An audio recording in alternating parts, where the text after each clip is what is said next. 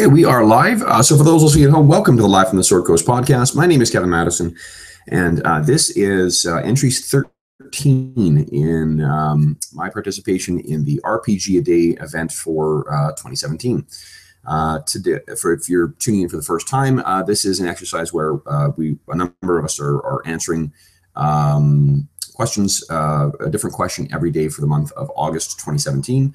And today's question actually technically isn't a question. It's just a game experience that changed how you play. I've got a good example in mind of when I experienced something as a player and it helped me understand how a mechanic in another game, what the appeal was in the mechanic in another game. So what game it was several years ago. A buddy of ours was a gaming buddy of ours was getting married. So everyone, all the game masters sort of wrote 4-hour sessions, and then we spent a day where we just alternated between different games, all to celebrate, to do kind of a gaming bachelor stag. He had an actual stag as well too, with debauchery, but the gaming stag was something where we all had specific adventures planned just for one shots, and we alternated between systems and game masters, and it was really a lot of fun. I'm not gonna talk about the game I ran. I mean later in the cycle here, because I thought it was I had a lot of fun writing it, and the folks seemed to enjoy it, and it was really thematic. But one of my buddies, Chad Ginther, ran a Marvel Superheroes, the old TSR game. He ran a Marvel Superheroes adventure, but instead of playing superheroes, what we were playing were agents of S.H.I.E.L.D. who were put in charge of this giant robot called Red Ronin.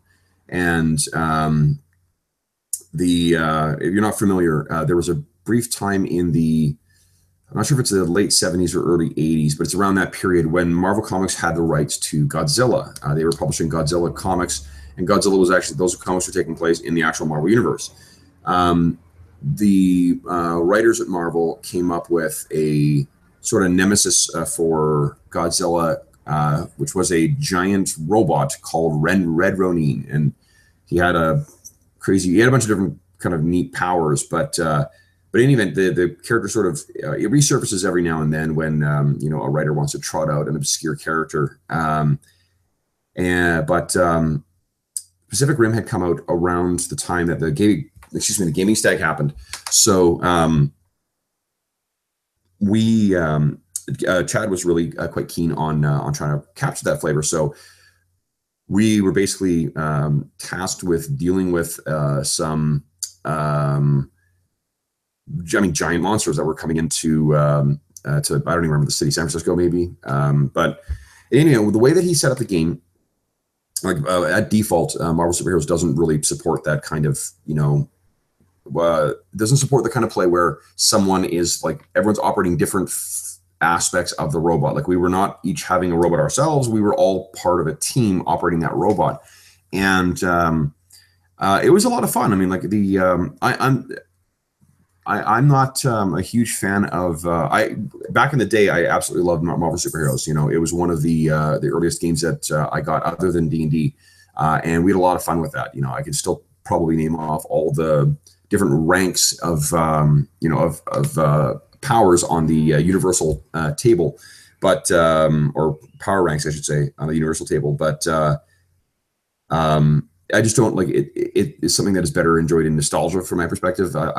There are games that I feel are more fully designed and more have listened to more modern nuances to. I guess what I'm saying is like I'm not really. I wouldn't really call myself an old school gamer because I would prefer to play games that are modified with more modern aesthetic to them. But in any event, that game though was a lot of fun, and in the course of playing it, I really had a bit of a realization because we were all working together and we were figuring out what everyone was going to do.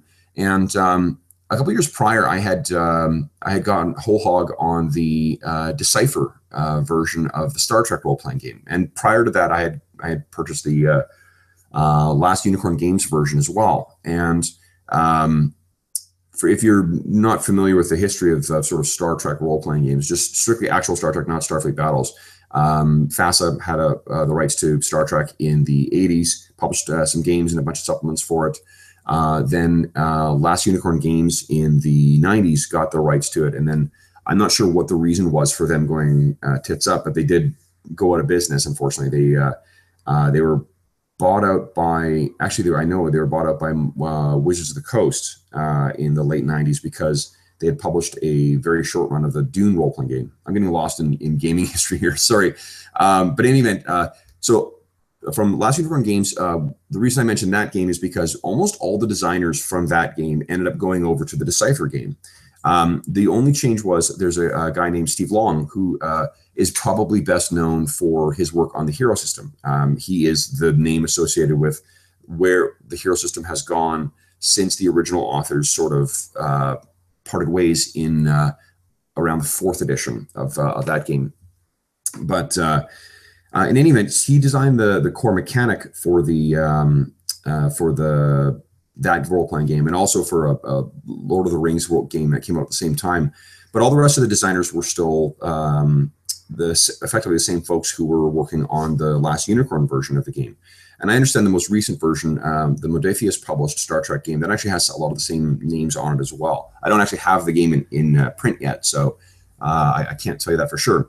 But the reason I mention that is the continuity is because both of those games, the Last Unicorn game version and the Decipher version, had really interesting rules for essentially assigning like positions or tasks for different Starfleet officers while you're involved in combat, in starship combat.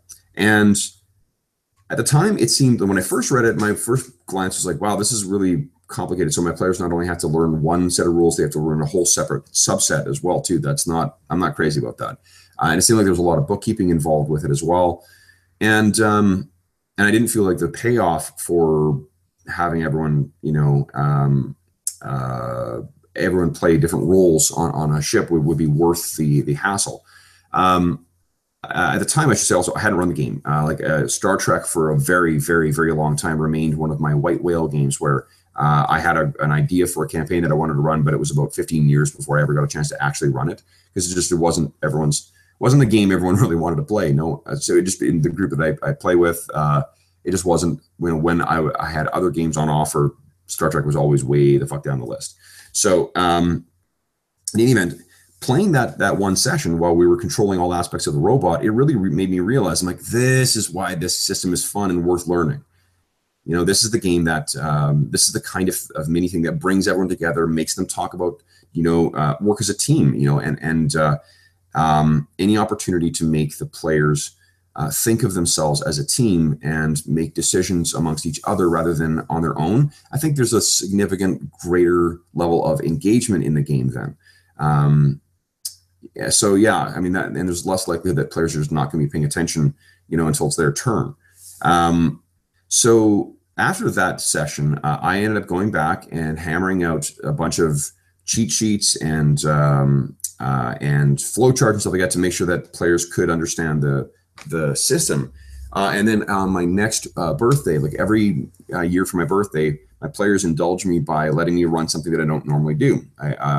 In the past, it's been Shadowrun a lot of times. I've run Star Trek. I've run Conan. I've run Blades in the Dark. I've run a custom, like a bunch of different things. But in any event, again, I'm getting sidetracked here. But the reason that I changed my perspective on that was because of that one session.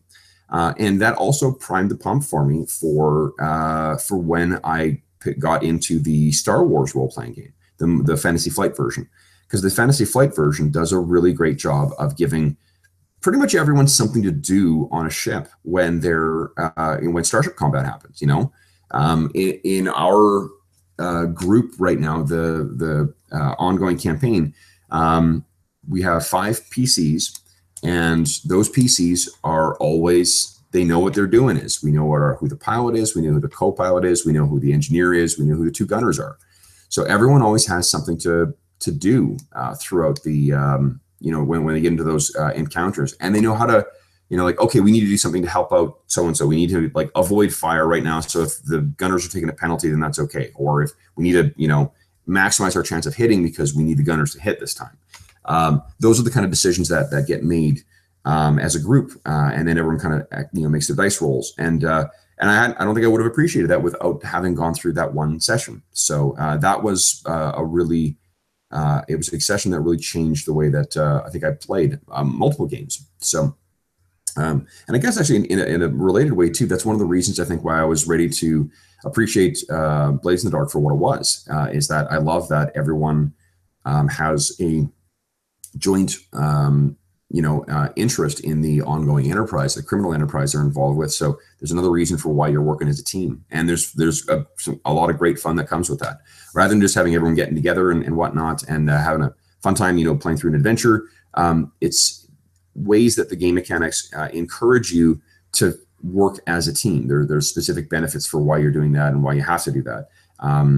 So I'm grateful for that session with that Chad ran for me, because it did help me understand the value for that. I mean, maybe speaks ill of me that it took that kind of game for me to appreciate why cooperative gameplay really helps in that sense. But what are you gonna do? Better to learn later than never, I guess. Okay, so that's my answer to the question of describing a game, or the request to describe a game experience that changed how I play. Tomorrow's question is, which RPG do you prefer for an open-ended campaign play? I know what my answer I think is going to be to that. And again, I'm going to qualify the answer. So we'll be back to qualified answers again starting tomorrow. So be prepared for me to answer not specifically the question that was asked, but one that I've decided to swirl into what I want to answer, I guess. But if you have any comments or questions about what I talked about in this video, please feel free to leave comments in the questions or in the comments below. If you have any gaming similar game experience that changed your the way that you play or changed your gaming approach, I'd love to hear about it as well too. So please feel free to leave a comment or leave a link to your own video, because that's one of the fun things with this exercise is getting to meet other people who are doing the same exercise and reminding you of games that you didn't think of in your response, or experiences that you didn't think of in your response. So it's been a fun exercise so far. Anyway, hope you enjoyed. Thanks very much for watching, and I will see you folks again tomorrow.